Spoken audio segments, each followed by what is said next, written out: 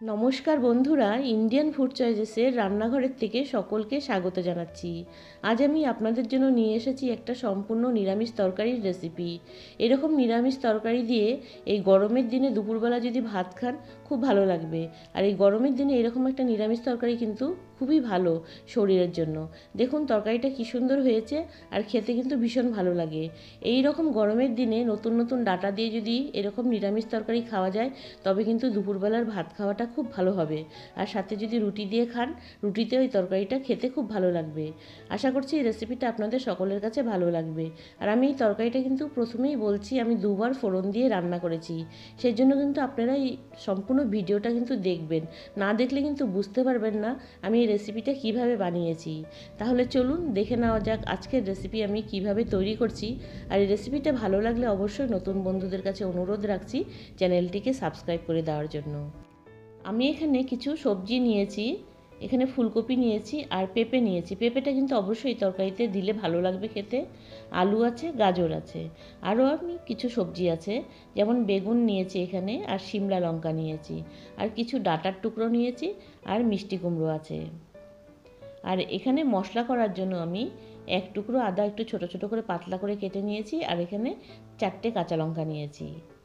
তারপর আমি কড়াইতে সর্ষের তেল গরম করে ডালের বড়িগুলো ভেজে নিচ্ছি। ডালের বড়িটা কিন্তু খুব ভালো করে লাল লাল করে ভেজে নিতে লাগবে, তবে কিন্তু ডালের বড়িটা খেতে ভালো লাগবে। এখানে কিন্তু ডালের বড়িটা ভাজা হয়ে গেছে, আমি এখন কড়াই থেকে তুলে নিচ্ছি। তারপর আমি ওই কড়াইতে আরও কিছু সর্ষের তেলটা দিয়ে এই রান্নাটা আমি শুরু করব। তেলটা একটু ভালো করে গরম করে নিচ্ছি। তেলটা গরম হয়ে যাওয়ার পর আমি এর মধ্যে প্রথমে ফুলকপি দিব। ফুলকপিটা প্রথমে আগে দিয়ে একটু হালকা নাড়াচাড়া করে ভেজে নিব। ফুলকপিটা একটু আগের থেকে ভেজে নিলে ভালো লাগে তরকারিতে খেতে। ফুলকপিটা একটু নাড়াচাড়া করে দেওয়ার পর তারপর আমি বাকি সবজিগুলো দিচ্ছি। আলু, পেঁপে আর গাজরটা দিয়েছি। এবার এই শক্ত সবজিগুলো মোটামুটি 2-3 মিনিট একটু নাড়াচাড়া করে খালি তেলেই ভেজে নেব।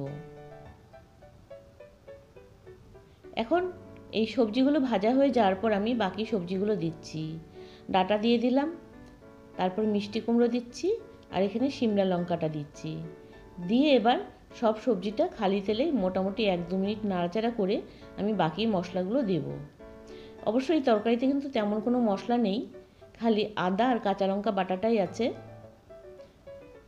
এবার এই খালি তেলে মোটামুটি 2-3 মিনিট নাড়াচাড়া করে দেওয়ার পর এর মধ্যে আমি আগের থেকে বেটে রাখা আদা আর কাঁচা লঙ্কার পেস্টটা দিয়ে দিব। এখন আমি এর মধ্যে আদা কাঁচা লঙ্কা বাটাটা দিয়ে দিচ্ছি, আর একটু জল মিশিয়ে নিয়েছি এই কাঁচা মশলাটার মধ্যে। তারপরে 1 চামচ হলুদের গুঁড়ো দিচ্ছি, আর 1 চামচ নুন দিচ্ছি, আর একটু নুনটা দিয়ে নেব।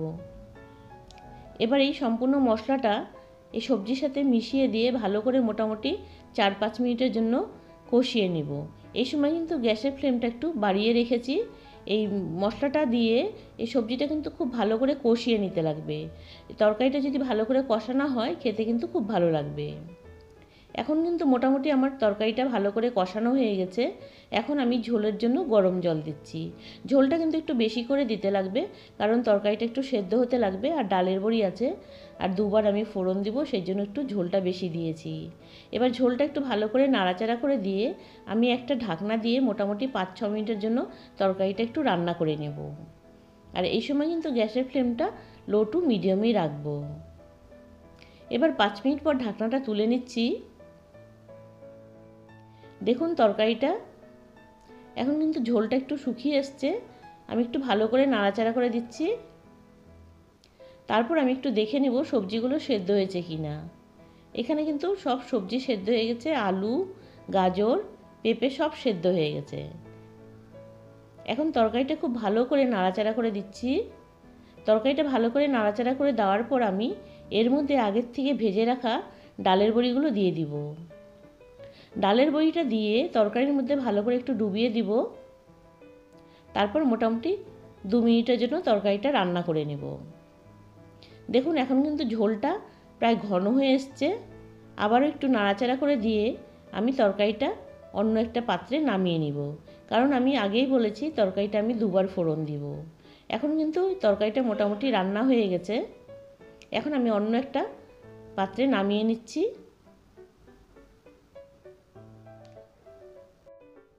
তরকারিটা নামিয়ে নেওয়ার পর ওই কড়াইটা ভালো করে ধুয়ে নিয়ে আবারও আমি তরকারিতে ফোড়ন দেওয়ার জন্য কড়াইতে তেল গরম করে নিয়েছি। তেলটা ভালো করে গরম করে নেওয়ার পর আমি এর মধ্যে ফোড়নে দিচ্ছি একটা তেজপাতা,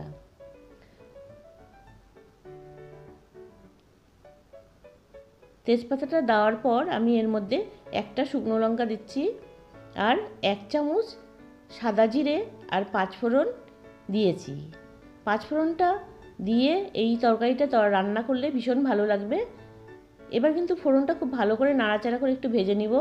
ফোড়নের থেকে খুব ভালো একটা গন্ধ যখন আসবে তখন কিন্তু আমি আগের থেকে যে তরকারিটা সেদ্ধ করে নিয়েছি, মানে রান্না করে নিয়েছি, সেই তরকারিটা খুব আস্তে করে এই ফোড়নের মধ্যে ঢেলে দিলাম। এবার কিন্তু তরকারিটা ফোড়নের মধ্যে দেওয়ার পর ভালো করে একটু নাড়াচাড়া করে দিব। আর এখন কিন্তু বেশি সময় রান্না করব না, মোটামুটি 1-2 মিনিট একটু রান্না করে নেব হাই ফ্লেমে। এখন কিন্তু তরকারিটা দেখুন কি সুন্দর হয়ে এসছে। তারপর আমি এই তরকারিতে আরেকটু স্বাদ বাড়ানোর জন্য 1 চামচ জিরের গুঁড়ো দিচ্ছি। আপনাদের যদি মনে হয় এর মধ্যে ঘি দিব তবে কিন্তু একটু ঘি দিলে তরকারিটা কিন্তু আরও ভালো লাগবে খেতে। আমি কিন্তু এই তরকারিতে ঘি ব্যবহার করিনি। আপনাদের যদি ইচ্ছে হয় তরকারিতে একটু ঘি দিয়ে খেয়ে নেবেন, খুব ভালো লাগবে। এখন আমি তরকারিটা একটু নাড়াচাড়া করে মোটামুটি 1-2 মিনিট পরে নামিয়ে ফেলবো। দেখুন তরকারিটা কি সুন্দর হয়েছে। এরকম একটা স্বাস্থ্যকর তরকারি দিয়ে দুপুরবেলা গরম গরম ভাতের সাথে খেয়ে দেখবেন, ভীষণ ভালো লাগবে। এখন কিন্তু আমি গ্যাসের ফ্লেমটা বন্ধ করে দেব। একটু নাড়াচাড়া করে আপনাদের একটু দেখিয়ে দিচ্ছি ঝোলটা কি সুন্দর হয়েছে, খুব সুন্দর হয়েছে, ঘন হয়েছে, আর কিন্তু দারুণ সুন্দর একটা গন্ধ বেরিয়েছে। খেতে কিন্তু দারুণ লেগেছিল খেতে। আশা করছি এই রেসিপিটা আপনাদের সকলের কাছে ভালো লাগবে। আপনাদের আমি বলছি এই তরকারিটা কিন্তু অবশ্যই রান্না করে খাবেন, না খেলে কিন্তু বুঝতে পারবেন না এই তরকারিটা কেমন হয়েছে। এই তরকারিতে সবচেয়ে বড় কথা আমি ফোড়নটা 2বার দিয়েছি, সেই জন্য কিন্তু তরকারিটার একটা দারুণ সুন্দর সেন্ট এসেছে আর খেতে কিন্তু খুব ভালো লেগেছে। এখন আমি একটা অন্য পাত্রে নামিয়ে ফেলছি। আশা করছি রেসিপিটা আপনাদের সকলের কাছে ভালো লেগেছে। যদি ভালো লেগে থাকে তবে নতুন বন্ধুদের কাছে অনুরোধ করছি চ্যানেলটিকে সাবস্ক্রাইব করে দেওয়ার জন্য। আজ তাহলে এখানে রাখছি, আরেক কোনো নতুন রেসিপি নিয়ে আপনাদের কাছে আসব। আপনারা ভালো থাকুন, সুস্থ থাকুন। ধন্যবাদ বন্ধুরা এই সম্পূর্ণ ভিডিওটা দেখার জন্য, আর এতক্ষণ সময় আমার সাথে থাকার জন্য ধন্যবাদ। আর এই রেসিপিটা কিন্তু অবশ্যই আপনারা বানিয়ে খেয়ে দেখবেন, খুব ভালো লাগবে। ধন্যবাদ বন্ধুরা এই সম্পূর্ণ ভিডিওটা দেখার জন্য।